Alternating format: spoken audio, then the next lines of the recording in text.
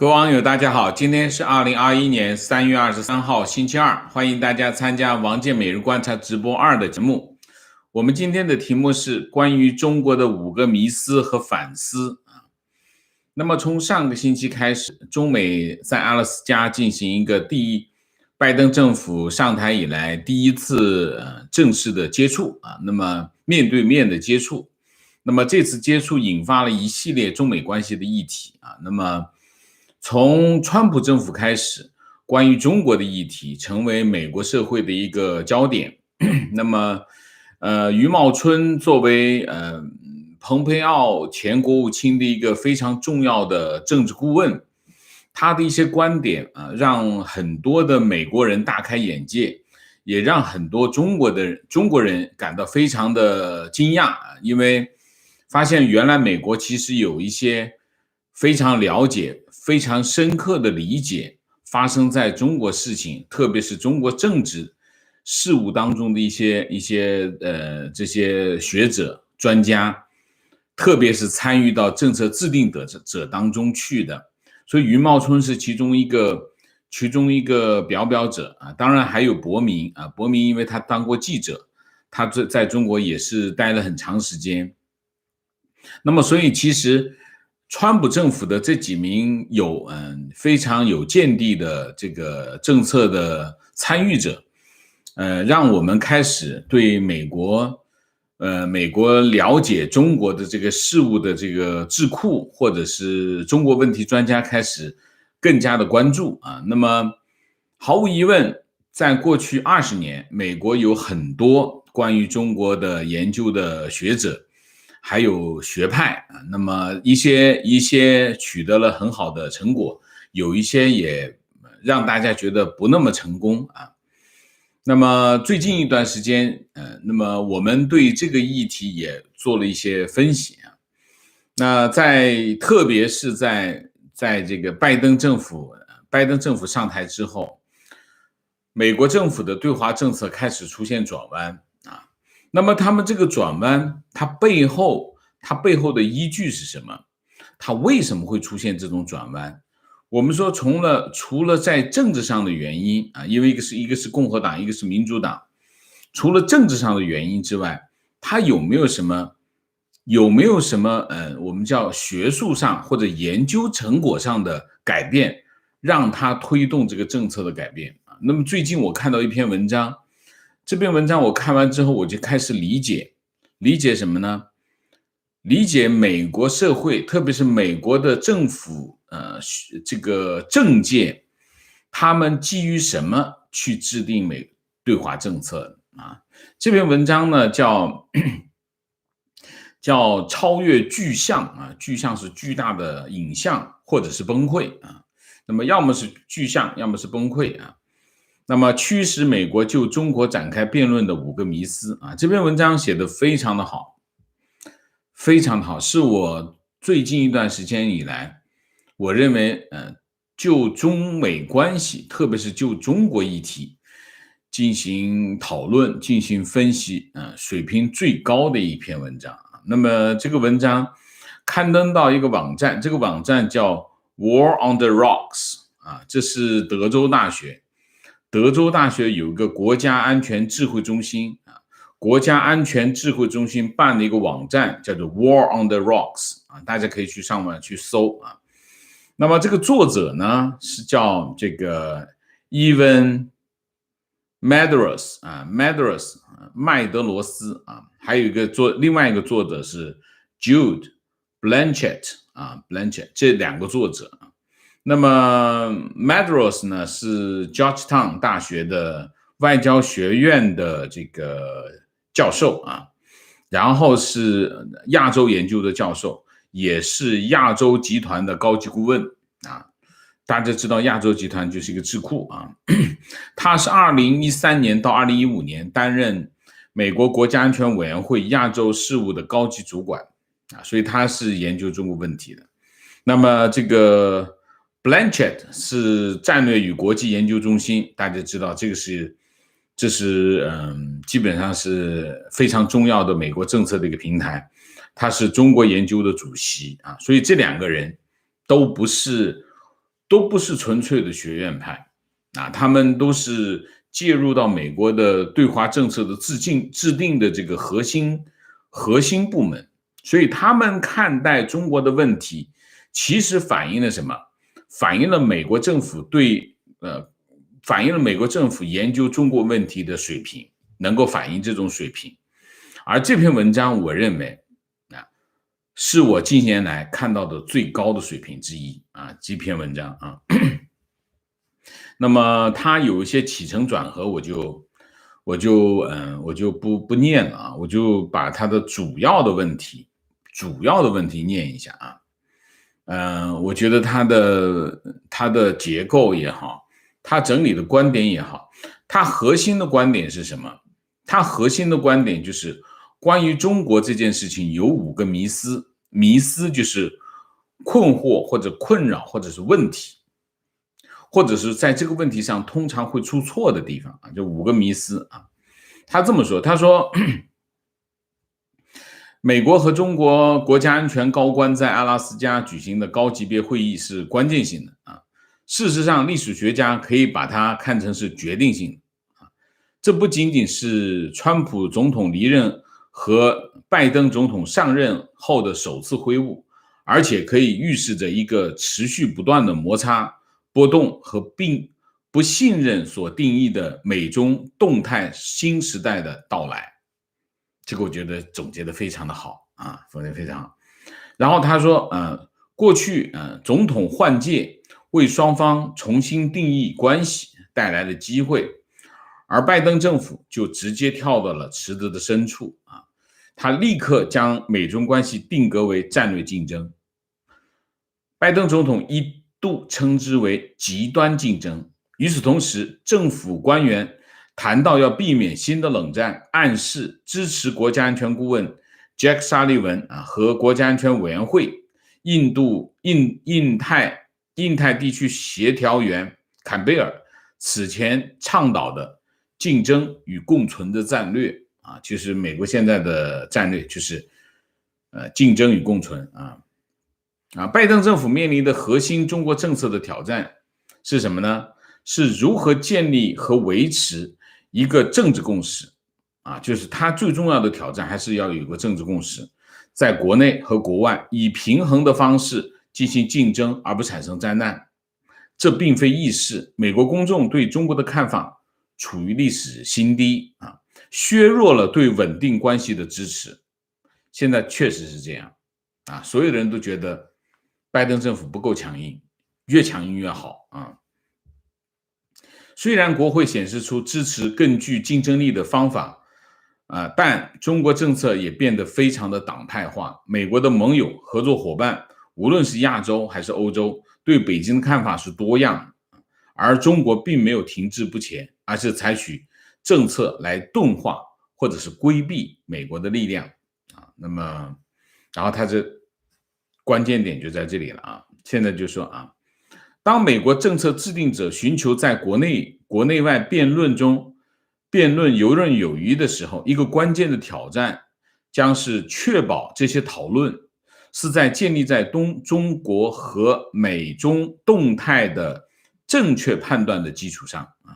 我们对美国常见的5个迷思感到担忧随着拜登政府完善其中国战略，这些迷思都值得仔细研究那么这5个迷思是什么？第一，认为中国经济处于崩溃的边缘很耳熟吧？或者反过来，中国经济是全球主宰要么就是崩溃边缘，要么是全球主宰你要么是这一头，要么是这一头这第一个迷思。第二个，北京可以有效的将国家的未来规划出几十年就是我们刚刚看到的这个十四五规划和这个长远景规划这第二个。第三个，习近平正在准备武统台湾第四个，北京将进行军事冒险转移国内危机，很耳熟吧？我经常听到很多网友提这样的问题所以我今天为什么要念这篇文章，就是我觉得它非常的好的总结了大家经常讨论的几个迷思的问题最后，美国的接触政策是完全失败的啊，非常好啊。好，一个一个谈。中国经济既不是巨人，也不是崩溃啊。首先，这是他的结论啊。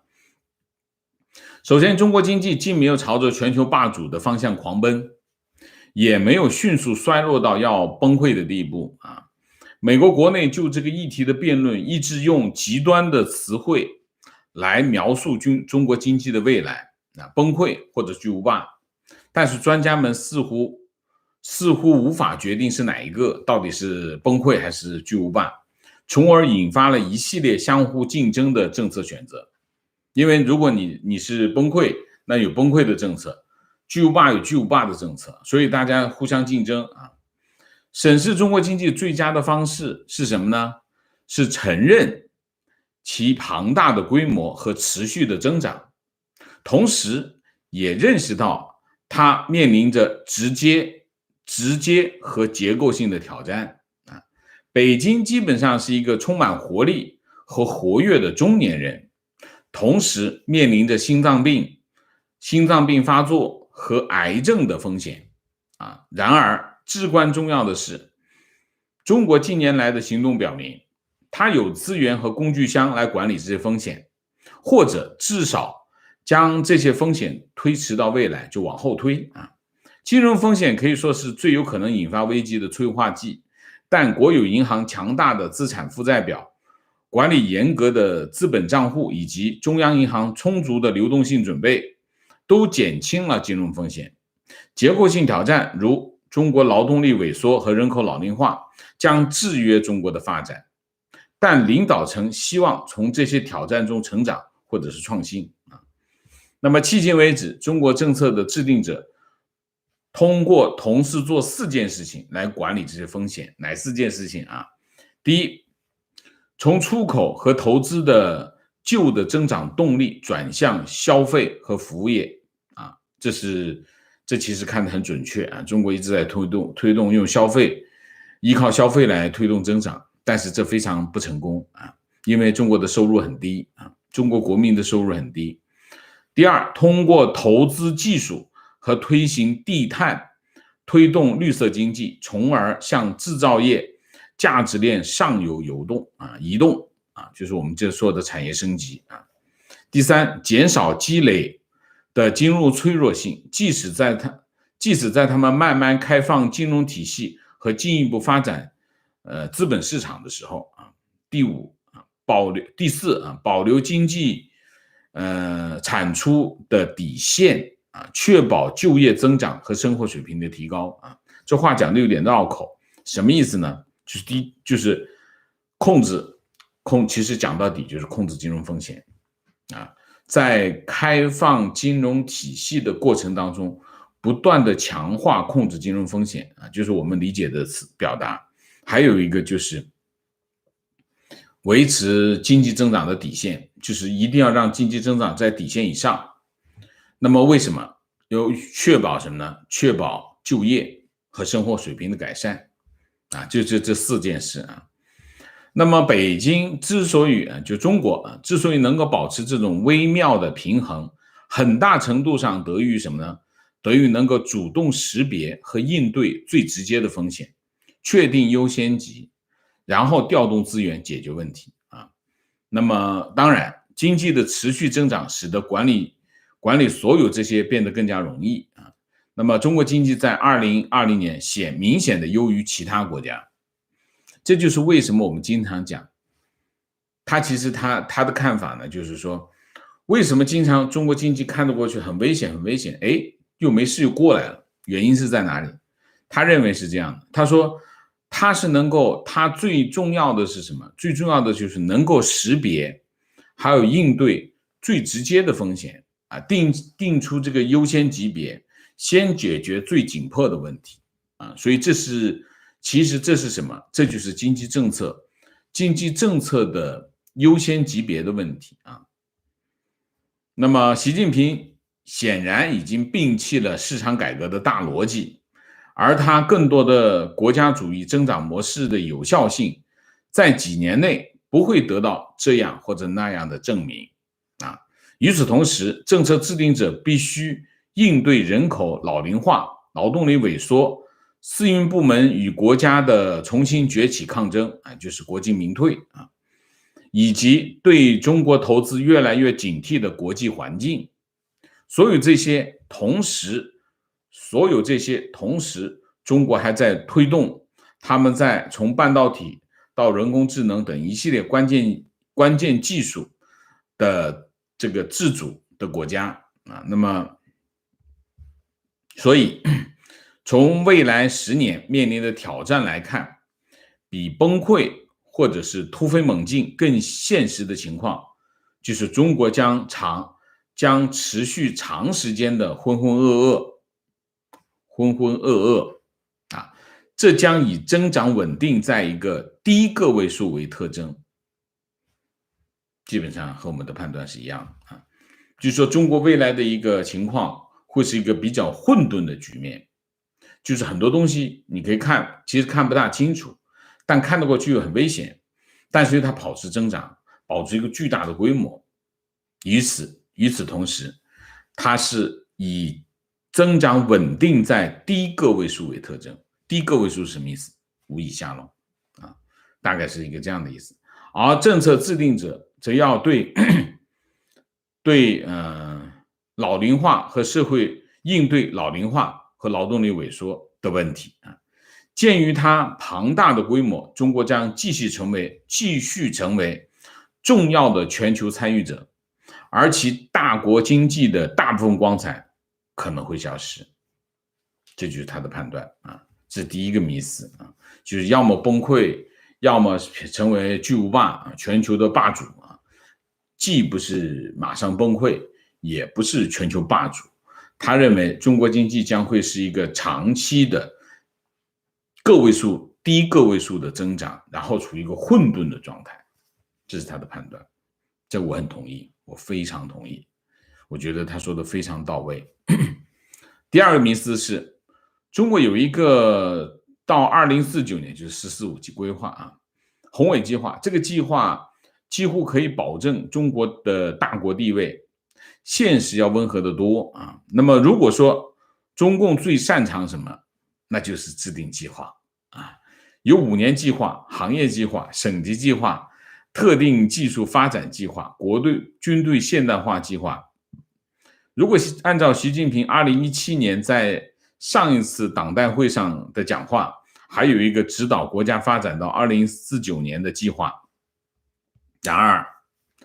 制定计划跟实施计划，尤其是很长的时间范围内，制定计划跟执行计划是两回事。虽然中国的威权体制无疑使其在确定目标和向目标输送资源方面比民主市场经济国家更有优势，但中国厚积薄发的市场化和计划性的举措产出往往是政策错误、地方不满、糟糕的投资以及国外对中国政策的日益反对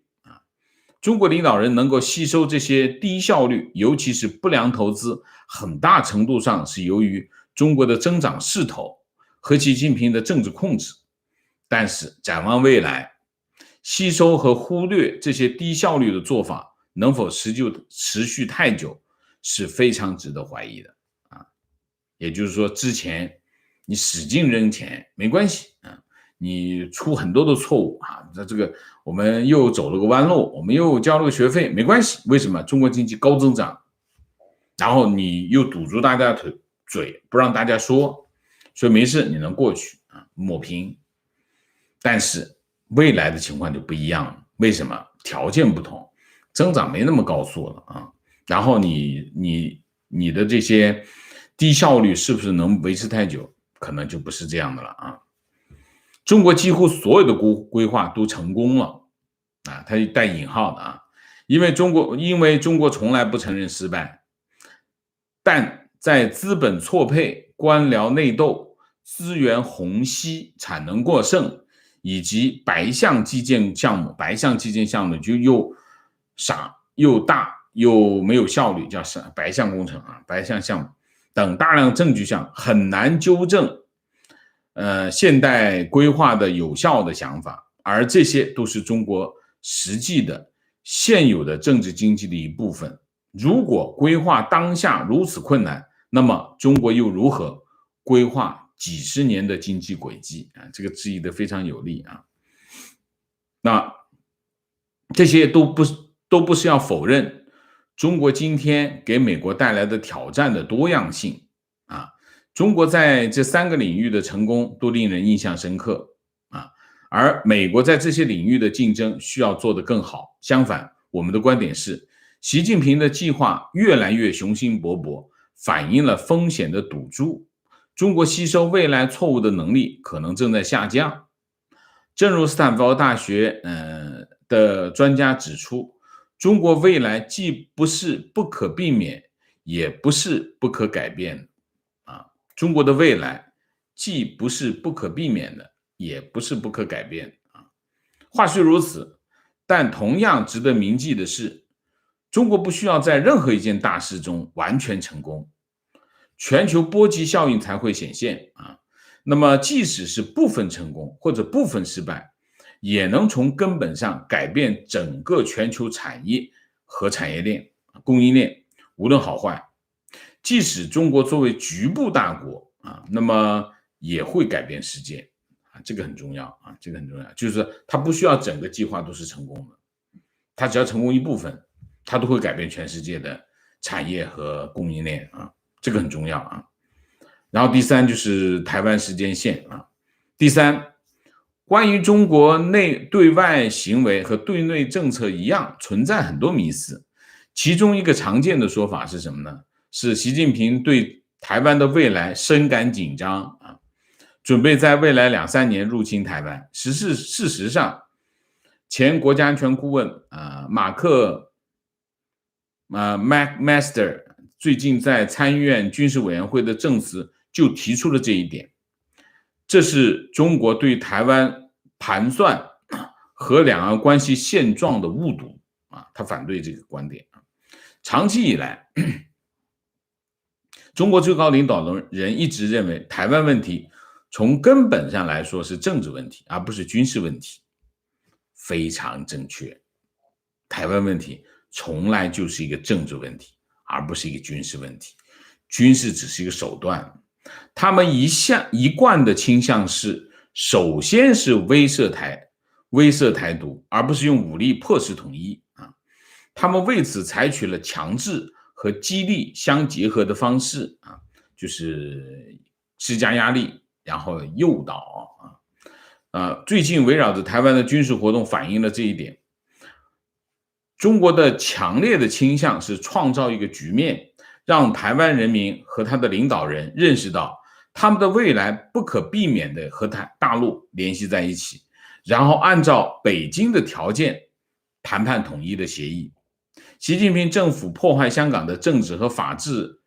只会让台湾更加抗拒北京的示好。这意味着北京将需要更多的依靠胁迫和政治战争来实现它统一的目标。这一现实比武装冲突更重要，是美国制定者需要关注的近期挑战。即便是在两岸关系紧张加剧的背景之下，也没有什么证据表明习近平现在对台湾问题感到独特的焦虑并准备在2-3年之内全面入侵台湾。所有的中国领导人都嘴硬习近平也不例外，他从未设定一个明确的期限。他最近一次是在2019年1月的一次讲话中，将实现民族复兴与台湾统一联系起来。复兴时间表距离2049年还差30年左右那么听起来更像是习近平在中共圈内的政治姿态，而非正式的规划。最近全国人大并没有发出任何紧迫的信号，而台湾问题使用了存量语言，这和去年高层领导人的评价暗示要质疑甚至远离和平统一这个目标不一样。好，我们这样他就开始分析了入侵台湾是什么个情况。入侵台湾仍然是一个风险极高、代价极高的风险极大、代价极高的行动，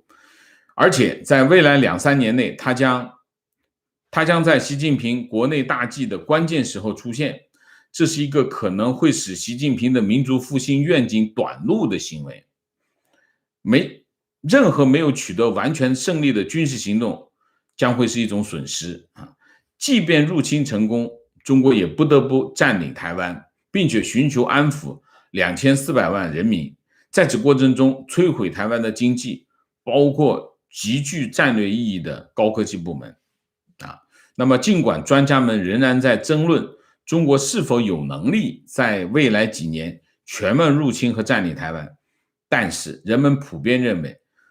解放军在发展各种冲突的能力方面已经取得了实质性的进展，而这些能力在1995年和1990年的上一次危机中所缺乏。无论中国是否拥有军事入侵的能力，还是已经接近军事入侵，风险计算仍然是复杂的。美国军方越来越注重提高在东亚的作战能力，包括亚洲盟友展开各种合作，所有这些将增加威慑能力。那么美国政策制定者面临的最直接的挑战是中国极胁迫的战略，他试图通过不直接侵略的手段来塑造台湾问题的结果，这个很重要啊，这句话很重要。虽然北京最近影响台湾国内政治环境的许多努力都适得其反，但台湾的人民以及政治、经济、军事机构却面临着越来越大的压力啊，这是事实。美国需要注意的是，台湾人民对自己的未来失去信心，或者对美国的可靠性失去信心，产生了对自己未来与大陆同在的不甘心。面对这些压力，美国需要做更多的工作来增强台湾的应变能力和多元化发展。这个政策建议非常重要，我觉得说的很到位啊。第4个迷思如果中国经济放缓，国内挑战累积，那么习近平会不会大发雷霆，发动一场战争，或者是为了台湾转移国内的这个注意力，国内问题的注意力啊，发动一场战争？之前我们在节目当中经常有人问这样的问题，我都大力的反驳啊，说这个用一场战争来转移国内的视线，这个思维完全不符合常识啊。那他是这么说，他说第四个迷思啊，这种观念不符合中国当前的政治现实，也不符合中国长期以来关于对外侵略的战略算盘。正如老生常谈那样啊，中共的第一要务就是保住政权啊，这观点跟我一模一样啊。而在经济放缓的情况下，加剧政治不稳定最稳妥的方法就是优先采取军事行动，进一步消耗稀缺的资源，增加外国对中国的压力。这是反话啊，其实就是你要加剧政治不稳定，你就发动战争吧，消耗你的资源，增加外国对中国的压力。对习近平个人而言，破坏其宏伟抱负最稳妥的方式就是以牺牲国内繁荣为代价，在民众支持度参差不齐的情况下冒险发动战争。习近平风险承受能力显然高于以往的领导人，但没有证据表明他是鲁莽的啊，他没那么傻啊，意思就是更为现实的是，中国国内的社会不满和经济不景气让中共高层埋头国内负担，很可能会把外交政策排除在外，海外贷款可能会萎缩，国有企业在海外投资会更加困难。正如我们最近一次国内危机2020年爆发的疫情初期看到的那样，中国外交政策变得专注于利用外交手段获取外国支持，实际上是荣誉和赞誉来支撑陷入困境的中共领导层。从历史上来看，中国领导人在国内动荡时期一直在寻求减少外部风险。毛泽东和邓小平在国内面临挑战时，50年代和六四事件以及90年代初期苏联解体这段时间，都寻求解决边境争端。中国更为强硬的外交政策恰好与中国在国内感到自信和安心，而不是软弱和脆弱的时候相吻合，这个很重要啊。这个我觉得他一次性回答了这么多次问题啊。第五也是最后一个美国辩论的核心迷思，美国过去的接触政策是完全失败的啊，这当然主要是挑战奥巴马啊，其基础是天真的希望中国在政治和经济上进行改革，这既是对美国以往做法的歪曲，也是对中国当前挑战的歪曲。他文章这么说，他说25年来，美国对华战略并不仅仅建立在接触的基础上啊。从20世纪90年代中后期开始，美国战略家开始认识到中国经济和军事力量下行的风险，决策者也做出相应的反应。这始于90年代中期为振兴日美同盟而提出的奈伊倡议啊。此后，美国的政策一直是与中国接触，以塑造中国的观点，同时在规避一个更强大和顽固的中国的风险啊。奥巴马总统的重返亚洲战略就是这种双轨制的明确的体现，包括有针对性的投资军事能力和拉近盟友的关系。此外，美国接触政策包括对话、文化交流，并不是建立在天真的确信中国会在政治经济上自由化的基础上。当然，人们可以找到将接触与中国改革联系起来的美好声明，但这些声明并不是美国政策和战略的基础啊。那么历届美国总统，无论是共和党还是民主党，都正确的认为，美国最好的战略选择是努力把中国塑造成国内更加开放、国外更加负责任的国家。然而，这种现实没有实现的情况下，在没有实现的情况下调整战略啊，习近平明确的表示，这样的变化不会发生，美国的政策也就重新开始调整。这些调整性质和范围就是我们现在的主题啊，这个讲的非常的到位啊，就是说美国并没有那么天真啊，把中国只是希望中国变得更加民主化，仅此而已，并不是这样啊，它是随着中国的变化，然后美国也开始调整它的政策，调整到现在就开始调整，进行实质性的内容啊。然后美国需要他的盟友和伙伴有效的与中国竞争，但这些国家无论是欧洲还是亚洲，都不希望被卷入冷战或者被迫在一方或者另外一方做出严峻的选择。美国需要接触和对话，以向中国和美国的盟友保证，虽然美国会选择捍卫自己的利益，但也希望约束竞争，减少不信任，并保持开放的态度。通过这种接触的工具，美国可以建立更强大、更持久的联盟。这在需要集体行动的问题上与中国竞争，比如技术和全球治理。更重要的是，除非有人准备完全彻底的孤立中国，包括与中国经济完全脱钩，否则真正的争论是什么下进行接触啊。所以打破迷思，制定政策非常的重要啊。然后最后我就念一下，因为太长了，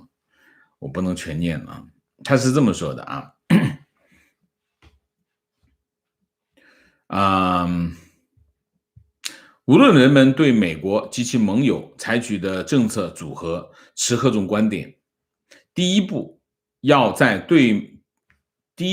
要在对中国的清晰的评估的基础上进行辩论，摒弃流行的迷思啊，接受不受欢迎的关于中国的能力、关于中国的意图、关于中国的优势劣势的现实啊，这是这篇文章，我有很多没读啊。那么我会把这篇文章贴到我们的社区去啊，大家可以去看，大家也可以去这个叫这个网站叫 War on the Rocks 啊，大家可以去找一下啊。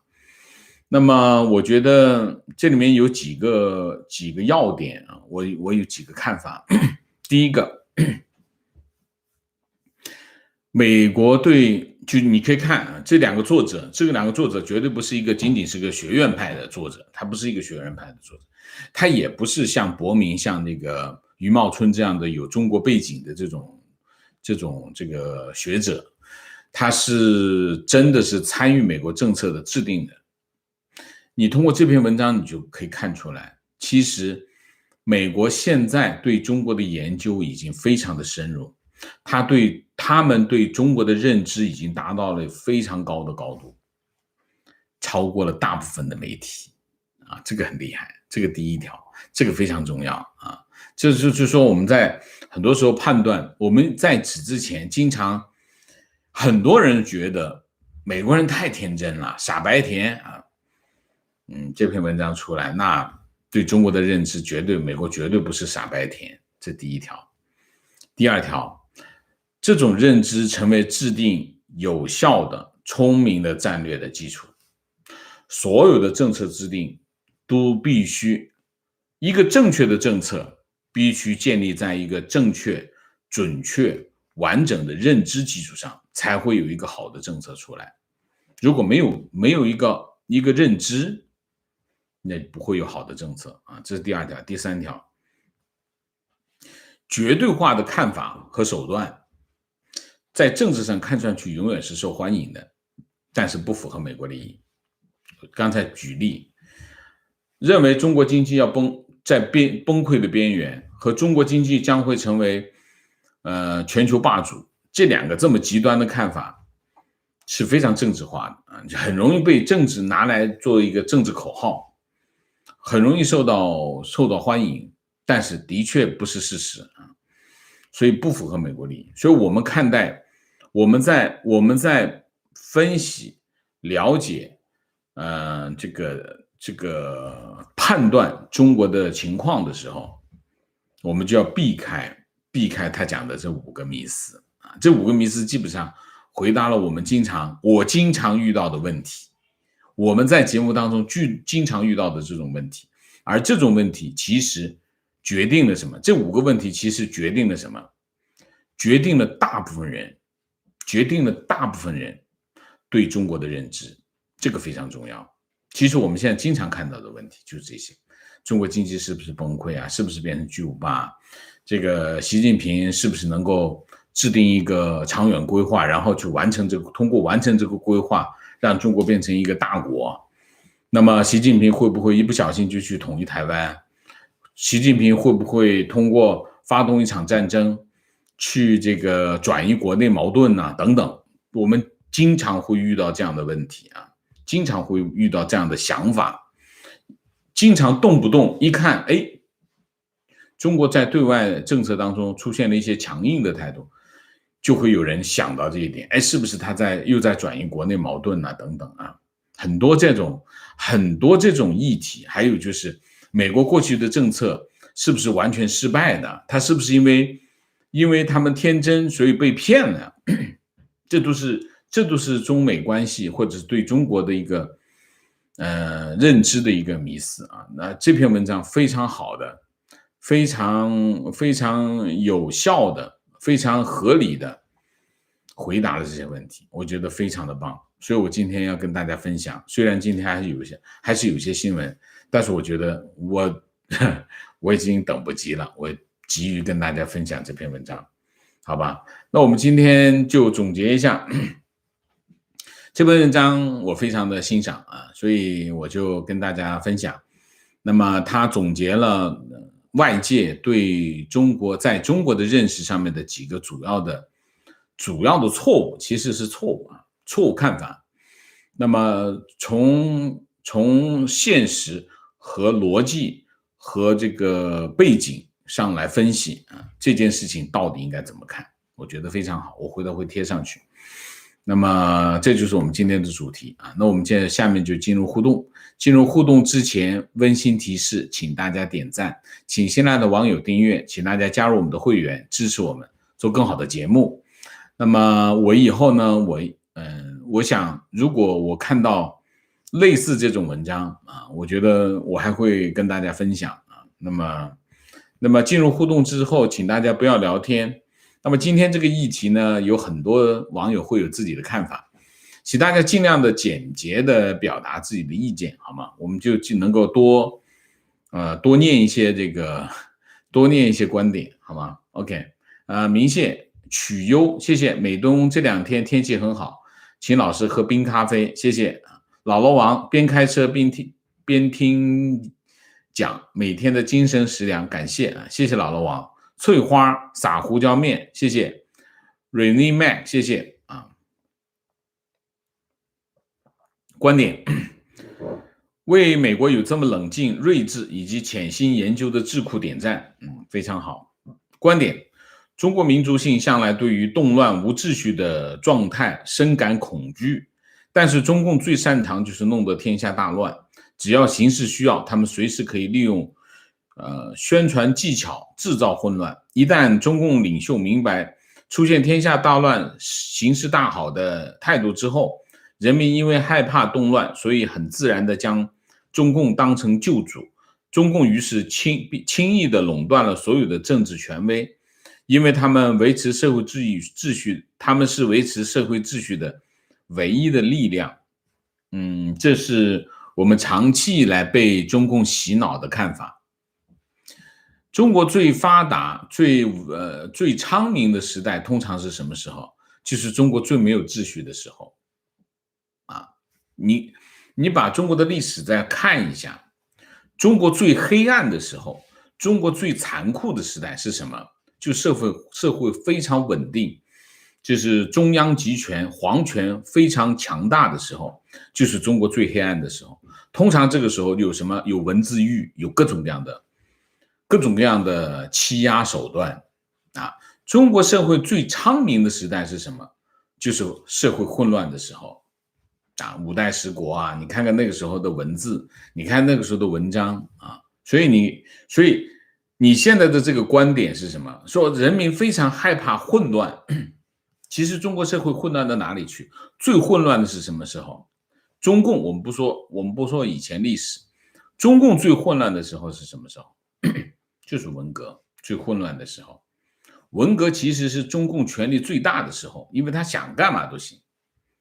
所以千万不要被中共骗了。中国老百姓没那么害怕混乱，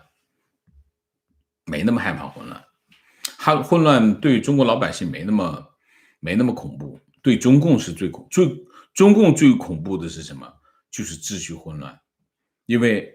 他的权利就会被挑战。所以在这个问题上，我们都是被中共洗脑洗下来。你这段文字一下来，其实背后有一样东西，就是中共给我们洗的脑，就是天下大乱不行，天下大乱老百姓就吃苦啊！天下大乱老百姓其实天下大乱老百姓不一定吃苦，社会最昌明的时候都是天下大乱的时候，对皇权来说，对中共来说最不可接受啊！我们不要上当啊！没有一个唯一的力量，这个社会，中共经常讲，如果我倒台了，中国会有天下大乱，因为没有人能替代我，我是唯一的政治力量，是这样吗？胡扯嘛，胡扯啊！这完全是胡扯。什么叫政治力量？居委会是政治力量，业主委员会也是政治力量。我们讲这个登山兴趣组都可以是政治力量，你信不信？所以在这个问题上，千万不要被共产党欺骗啊！情况今天看到推特上有视频 ，CCP 把余茂春的祖坟砸了，不知是真是假。不管是不是余家的祖坟 ，CCP 砸人祖坟是事实，一副流氓嘴脸。余家的祖坟早就被砸了，不是现在砸啊。我不知道谁的家祖坟还在，反正没有几家祖坟在的了。中国啊，观点：专制的权力、禁锢的思想、国民的惰性、悲剧的英雄和世人的丑陋，五者之间，我不知谁是始作俑者。只知道他们一旦共同的存在于一个社会，之后就互为因果，结成一个绝妙的、超稳定的有机体系。从其逻辑关系看，只要除掉其中的任何一个，其余4个的灭亡都不过是时间问题。可问题是，除掉其中的任何一个都很难。OK， 核心的还是专制的权利吧。专制的权利是后面禁锢的思想、国民的惰性、悲剧的英雄。悲剧的英雄，我不知道你为什么要说世人的丑陋。悲剧的英雄，我觉得可以删除啊。是这几个原因的，这几个现象的原因啊。你就算你怎么去掉，你不能够不去掉专制的权利，就去除掉这个禁锢的思想。专制的权利是禁锢的思想的原因，你不能够不铲除专制的思想而去解放思想，这是不可能的啊。所以我们要改变结果，一定要改变原因啊。情况90%资源被垄断，剩下10%留给底层互相搏杀。中国人活着累是根本原因啊，非常对。观点：国内3年打8发子弹的部队多的是，打台湾搞笑嘛，还不如欧美一个农民打猎射的子弹多。这些兵连压枪都不一定会，上战场都是炮灰。好吧，现在战争已经不需要炮灰了哈。情绪可以看到，很多油管上的人都在轻言战争，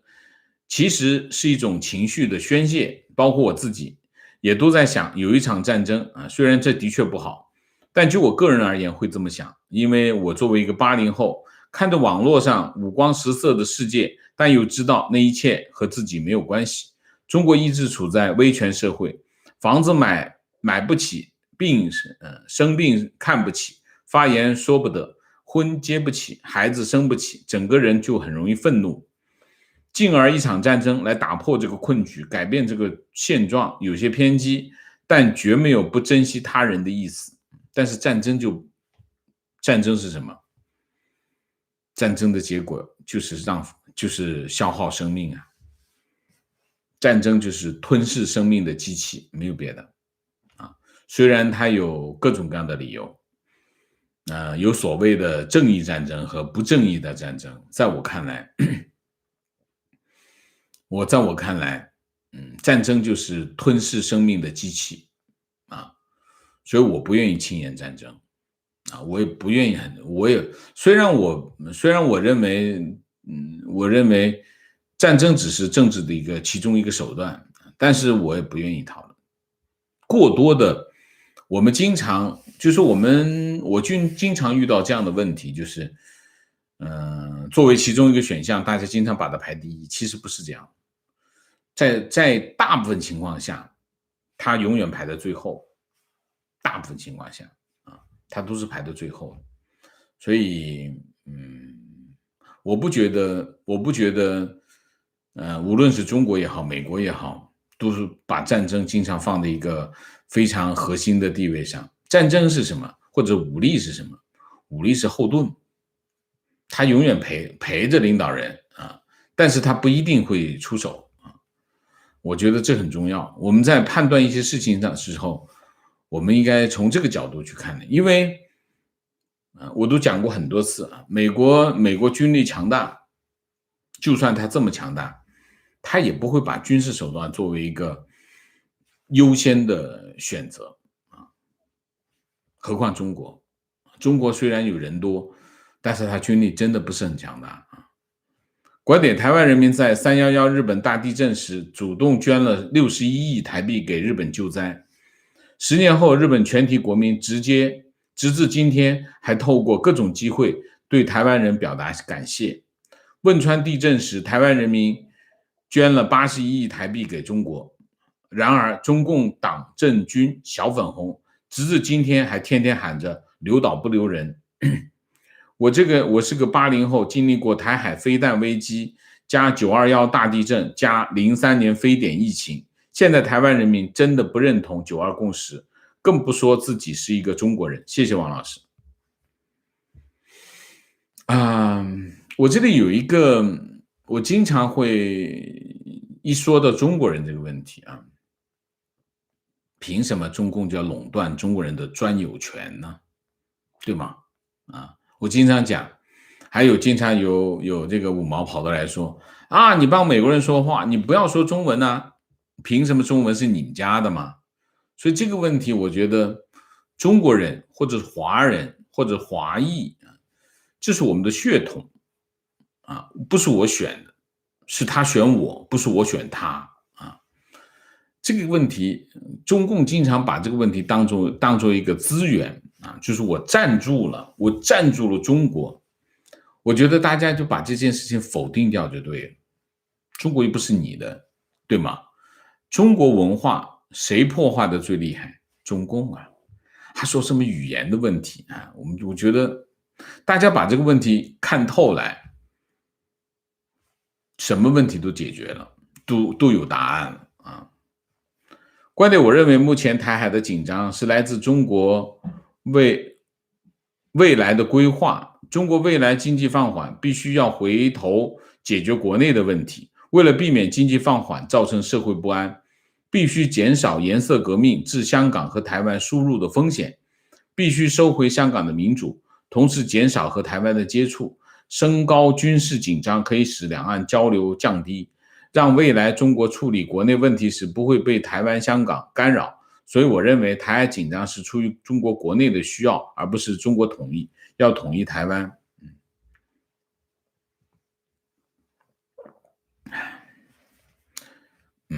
我觉得这个不 make sense 观点，战争不确定因素太多，成功失败一线间。这些体制内的官员需要寻求这种成功吗？都是自私的，为了自己千秋万代统治下去的权利。以他们现在的情况看，很难想象他们对台动武。对台动武对他们个人来说百害无利。这个也不对。为什么？对台动武并不是这些官员决定的，这官员什么都决定不了。这些官员，这文武百官连他们自己的命运都决定不了，他们决定对台动武。对台动武又不是党内投票决定的，是谁决定的？那个人决定的，最高的那个人决定，最高的那几个人决定的，但是主要是最高的那个人决定的。所以对他们来说，对他们有没有利，他们想不想没有关系，完全无关他们对这件事是没有发言权，他们没有参与这件事情的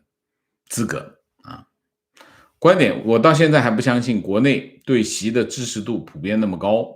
至少部分80后、90后是清醒的，只是无法发声。我倒是一直看到很多老粉红，每天唱红歌、跳中字舞，这些人当年就是革命小将，就是习的同龄人，所以在这个人群当中，对习的支持度最高。对习的支持度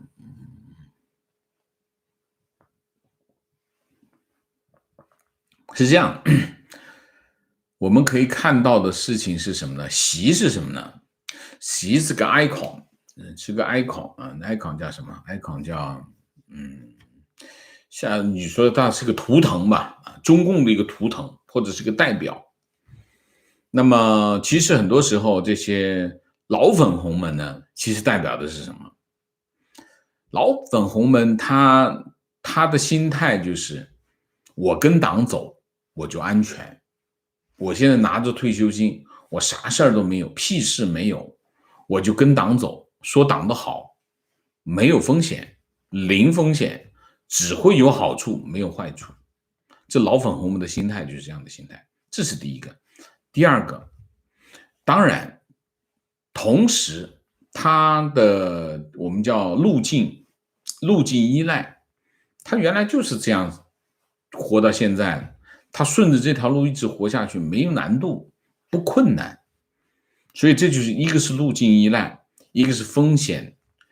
的选择，就这两条，一个是出于利益的考虑，一个是懒惰刚才这个网友说的思想的懒惰，就这两个放在一起，就像老粉红的状态观点：美国过去对中国政策失败有3个原因。第一，苏联解体之后对自由派的鼓励，促进了接触导致变革的想法。2，全球化，大企业和华尔街也促进与中国接触。3，中国的配合，邓江珠的经济改革做出要改革民主的样子，误导了美国的判断。我不同意。我讲过很多次，所以我也不再讲。观点：中共的稳定压倒一切的洗脑方式，确实貌似很有逻辑，其实暴露了内心的恐惧啊。很多华人对过去的 BLM 运动中发生的暴乱很不耻但是美国从60年代的民权运动以来，美国社会就是在这种激烈的辩论和动荡中摇摆前行。换句话说，在美国看到人间所有的真善和丑恶，在强国只有粉饰太平盛世假大空。非常正确，非常正确。这里面有一个问题是什么？就是我们经常讲到的，来自国内的网友，他有一个习惯，这习惯就是我看不到就没有，我看到了就是一切这其实都是不对的。你比如说经常有一个说法，就是很多中国人特别是在美国的中国人觉得，我经常碰到这样的人跟我讲，中国的治安好，你看看美国治安天天打枪。对，那治安我都经常讲过就是如果你对这件事情没有认知的话，你对这个世界的看法一定是不真实的。就是你在国内觉得你认为国内这个治安很好，因为你看不到有罪案，是你看不到罪案，你人生活只能生活在一个点上。中国有那么大，如果没有媒体告诉你发生了什么事情，你是不知道的，除非你偶尔碰上。那美国的媒体都在报道，所以你说你看人民日报这个叫什么 Fox News 往中间一放，你看 Fox News 天天枪战，人民日报天天干干净净，所以你说中国的治安好。我说你很简单，你看一下你在美国有没有见过防盗网？有没有见过防盗网？你看去中国的城市哪个家里没有防盗网，你试试看。所以我们判断这个世界需要什么？我们需要常识，我们需要对这个世界的整体的认知这个很重要提问：最近浏览国内文章，发现很多评论说丢掉幻想，准备战斗。请问王老师，这个幻想是什么？中国与西方到底什么样的关系才符合这个幻想？我不知道你说的是什么。丢掉幻想是这个语境是什么？我不知道你在说什么问题，好吗？王老师你好，这篇文章是否忽略了一个问题？中国的人治会导致决策缺乏理性，用理性分析它的未来发生偏差。很多网友经常讲我是就这样。王老师，你讲中国经济呢，用的是市场经济的理论用经济规律，但是中国不是这样中国是计划经济中国随便怎么乱搞这个网友提出这样的问题也是一样就是说这你说的这个全是理性的，但是中国是不是理性的？你怎么中国就不理性了？大家不要以为在一个专制体制下，他的行为就是不理性的，不是的，他也是理性的。他的所谓的理性背后是什么？什么叫理性？理性就是你在追求最大利益，就叫理性。因为你在追求最大利益，它就是理性。只不过呢，在专制社会，你的逻辑框架和民主政治的逻辑框架不一样，因为大家评价审核的机制不同，所以你逻辑是不同的。但是你追求利益最大化这件事情是共同的，所以它都是理性。专制也是理性的，你别以为他不理性，他是理性的，只不过呢，你看不到他的整个的过程，你只是看到一个政策出来，啪，天空中飞出一个政策，啪又飞出一个政策，你不知道这政策背后的用意是什么。其实他的政策用意后面都是理性的，否则的话，他怎么活到现在？所以你这个观点就忽略了一个什么？忽略了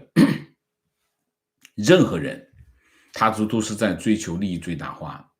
你说突然一下子他神经病爆发了，那神经病爆发就像这个地下突然发生地震一样，你无法预测，这跟我们的分析没有关系。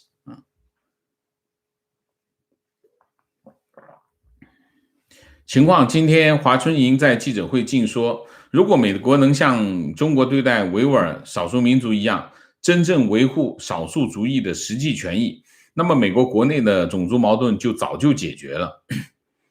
那是啊，现在中国是没有这个问题啊，为什么？他把人全关起来了，哪来的矛盾呢？没有矛盾，直接关起来就没矛盾啊。所以华春莹这张嘴高级黑啊。观点某党的最大敌人是人民，所谓外部敌人只是烟幕弹，像一个工薪阶层，每天坐个地铁上下班，外出都要经过 N 次安检，带瓶水还要检测，出入政府机关办事要登记，多次安检，这么多防范人民啊。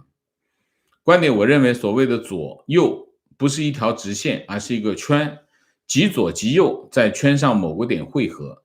现实的例子是 CCP 以极左的名义行极右的政策，用所谓的绝对公平的理念为外衣，无所不用其极，其实就是满足一小撮统治阶级的利益。前几天看到一句话，长城很伟大，但你只是个修长城的，很好的概括了盛世蝼蚁的现状。情绪，如果中国有5000年的文明，在没有中共的年代，中国人民一样世代繁衍，有很多社会繁华似锦、思想自由开放的年代，中国把恐惧感加给民众，唯一的目的就是固化他们强权的合法性，为其提供苟延残喘，提供理论依据，好吧？情况，中国的银行贷款27%贷给了房地产按揭，34%给了房地产地产商，也就是说贷款总量60%以上去了房地产。如果加上下游的钢铁建材、家电装修，估计达到70%。没那么多，没那么多啊。这个数据不正确，27%给了按揭，34%给了开发商，没那么多。这个数据不正确啊。我回头找数据来给你更正，好吗？情况，一个朋友是国企员工，领导要求所有员工打国产疫苗，说是自愿，但是不打疫苗感染新冠后医保不给报销。朋友无奈打了第1针，第2天就有感冒症状，身体异常疲乏。昨天已经近半个月，还是感觉嗜睡，胸口异常疼痛。他一直身体很棒，昨天跟我说反应有点大，要我不要去打国产疫苗。OK， 观点。中国的传统观念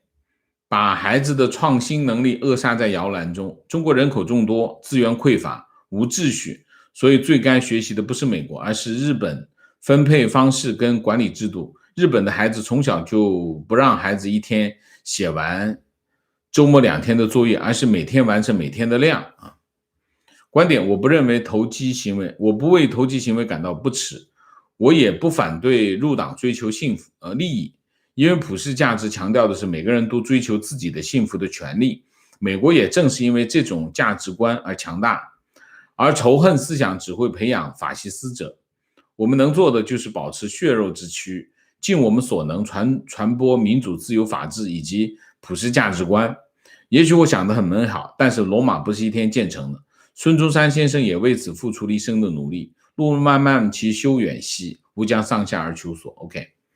观点。出口消费很难起色，以低效且回收期长的基建来维持增长的方式能维持多久？这种方式能够逐渐消化债务还是增大泡沫？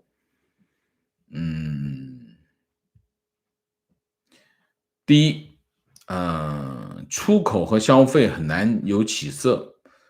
我不知道你这个前提是什么。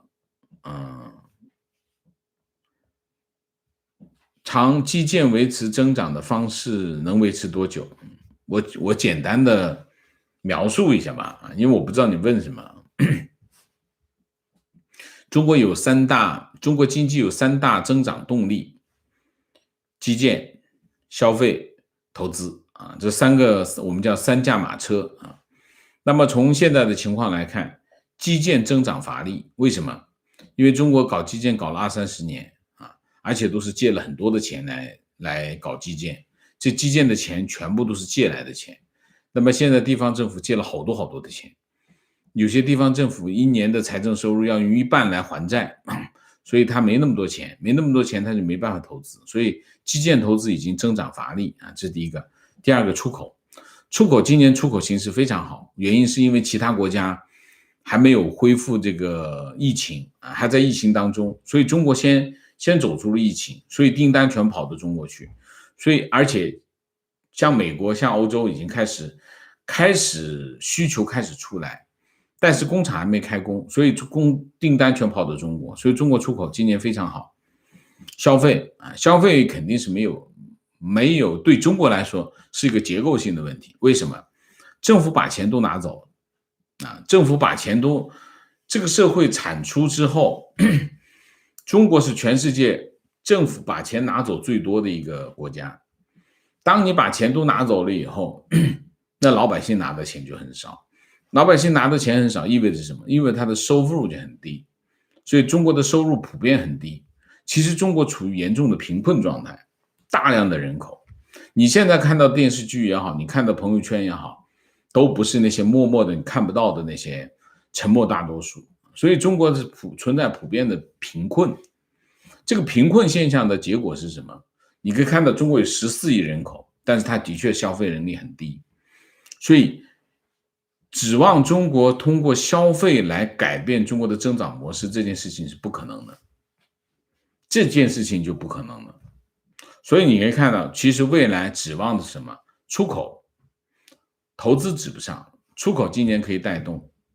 但是你等其他的国家，东南亚也好啊，墨西哥也好，这些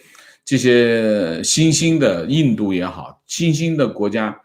它恢复了以后，它订单会跑到其他地方去，原因是什么？出口成本越来越高，中国出口成本越来越高，为什么？国企上来，上游全是国企供应原材料的这部门，它把价格一弄上去，大家成本都高了。所以在这个问题上，我们大概可以看到未来的场景就是一个这样的场景，好吗？所以泡沫、债务的问题会是中国未来的一个主要的问题之一啊。观点对于官员的制裁是有用的，就像我侄子本来想入党，制裁出来以后，考虑到以后想出国就停止入党程序，这个政策可能没那么直接，但影响还是很大的。OK， 情况加观点，有网友3月18日拍摄到上海黄浦区公务员食堂的情况，发现食堂每份菜的价格跟一般市价天差地别。CCP 对内对外控制的方法都是一样的，就是撒币跟贿赂。一旦 CCP 没有这种能力继续撒钱，那么这种表象和稳定和睦就会崩溃。是啊，大家都不知道啊。那我是知道，我去过啊，我吃过很多这个公家食堂啊，那比你想象的还要，